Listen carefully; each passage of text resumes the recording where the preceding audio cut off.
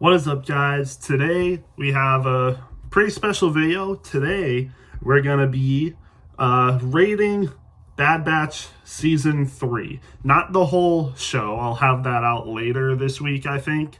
Maybe Wednesday, but we'll see. I'm gonna be rating all of Bad Batch Season 3. So what did I think of Bad Batch Season 3? Well, if you've seen most of my Bad Batch Season 3 reviews and reactions, you would probably know that, like, I would say this show was pretty decent, but I don't think it's on the same level as some other shows we've seen. Even compared to Bad Batch Season 2, I wouldn't say Bad Batch Season 3 was amazing. I would say it was decent. And by decent, I would say like high C plus, maybe a low B. I think I'd have it right around a 7.5 out of 10, which is basically the same ranking as the Clone Wars movie. I just think there was some things that they did that were really good. Like, I really enjoyed the Ventress episode. I really enjoyed the Captain Rex episodes where we met Wolf and the whole gang was with Rex again on what was it? What was it? I can't remember the name, but it was the first we see them on the first planet that we see in the Clone Wars movie. That one planet. I'm blanking on the name for some reason, but we see like the little monastery they have at that one. Teth. I knew it started with a T. The planet Teth. We see Captain Rex and the whole gang on Teth in the monastery we see in the Clone Wars movie. I thought those episodes were really good, actually. They were among my favorite of the season, for sure.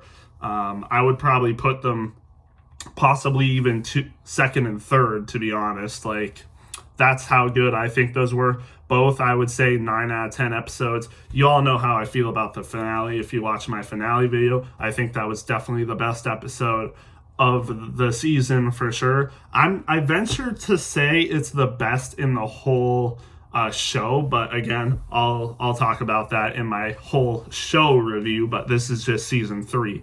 So yeah, I think those episodes were really good. I think the finale was amazing. Other than that, though, I would say the only episode that gets really close to those episodes is the Ventress episode. And the Ventress episode, to me, realistically, I think it could have been better, to be honest. A lot of people were high on that episode, rightfully so, but for me, it just didn't feel as good as it should have been.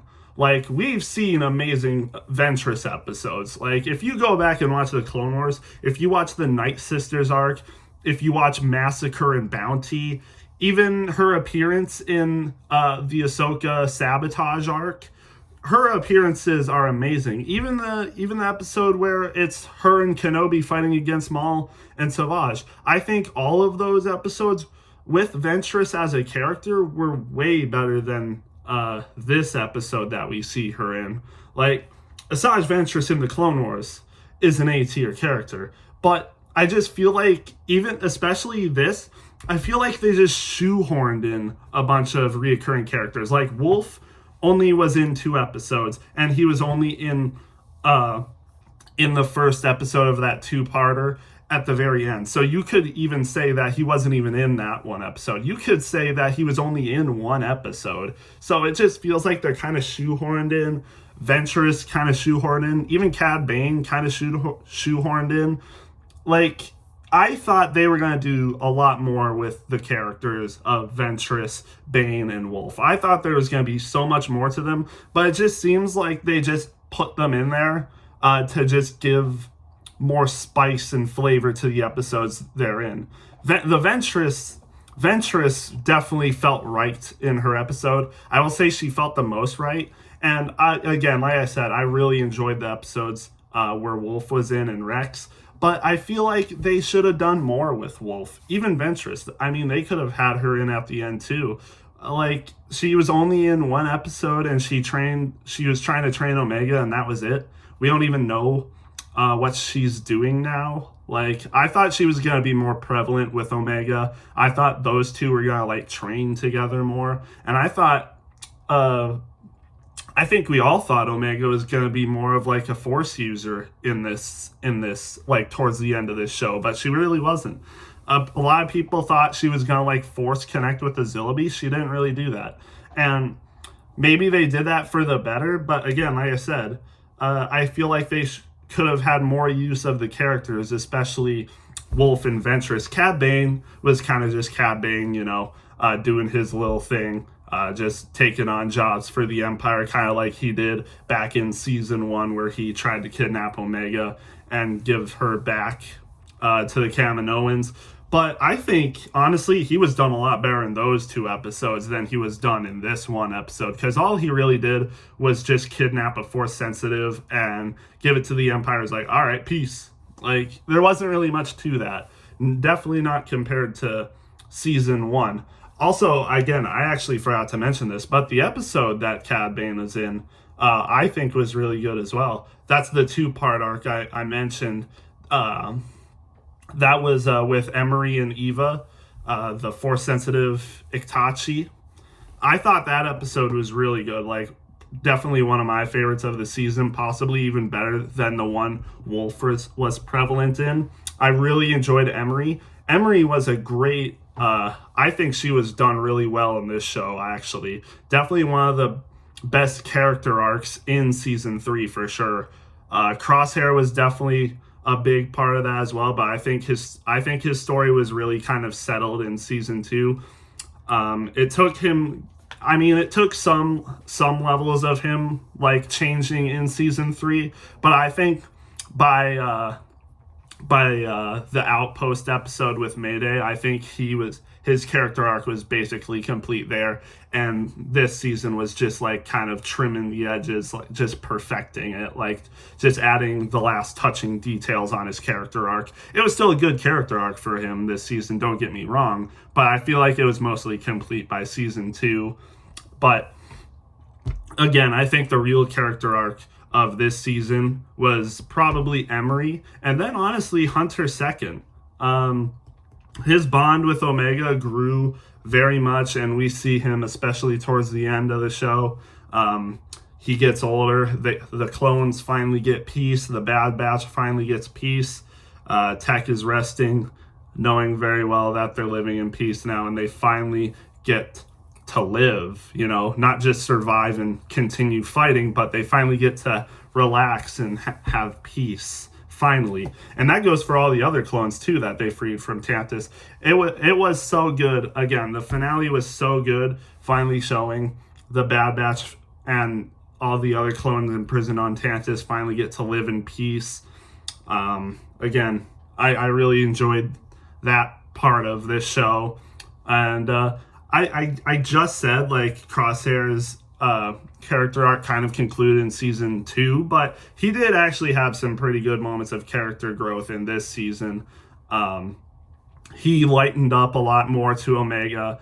Like, even towards the beginning of this season, you could tell he was still like a little hardened, like just kind of done with everything. He was still kind of like sassy towards Omega. I don't know a better word. Sassy sounds weird, but I can't think of a better word. But, he was kind of cold towards Omega.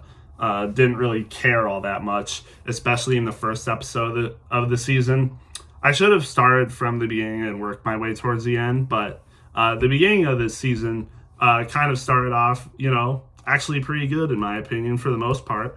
Episode 2 is a little weird with Hunter and Wrecker just freeing or finding a few young clone cadets. I feel like they could have done more with the clone cadets as well, but it was only really just for one episode, and that episode was really kind of filler in my opinion. They could have done the first 3 episodes in 2 episodes in my opinion, and then episode 4 consisted of Omega and Crosshair like on this one planet trying to find their way to Hunter and Wrecker, and they run into this Imperial officer, and they go all Jurassic Park on him, freeing all the animals that they've captured and stuff. Batcher also was a new addition to the show. The dog that Omega befriended while she was in prison and released him. So they also have a dog. So that's kind of cool. I'll say this. This season felt the most family. Like, the family aspect of this season definitely was really strong. Especially, that was probably one of the biggest aspects of this season compared to the first two seasons. It felt a lot more like family as well. Like, the interactions between Omega and Crosshair, Hunter and her, Hunter and Omega, even Wrecker and Omega at some points. It really felt like a family. And honestly, it really feels like Hunter and Wrecker are kind of like her brothers, or not Hunter. Crosshair and Wrecker are really like her brothers. Hunter is more like her dad, and Echo's kind of like her uncle that she gets to see occasionally. So it really defined the family aspect of the Bad Batch, and especially since they get the dog, it's kind of funny that way.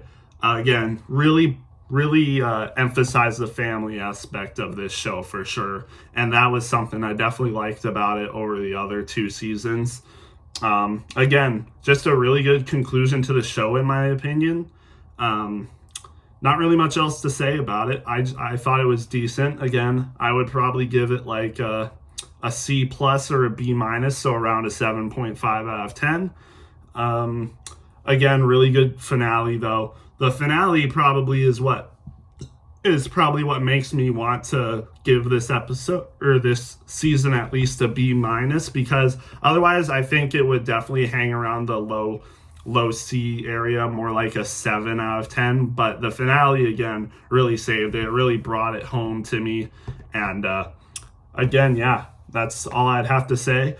I would say I like season 2 more, but I'll get into that for the whole show review. But again, this season of The Bad Batch gets a 7.5 out of 10.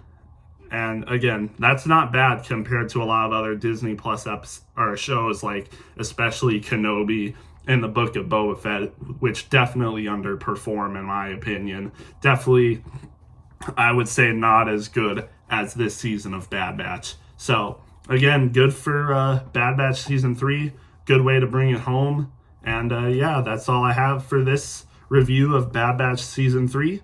We'll see you probably for the Bad Batch show review. I said I'll have that later up. So yeah, we'll see you for that one. Have a good one.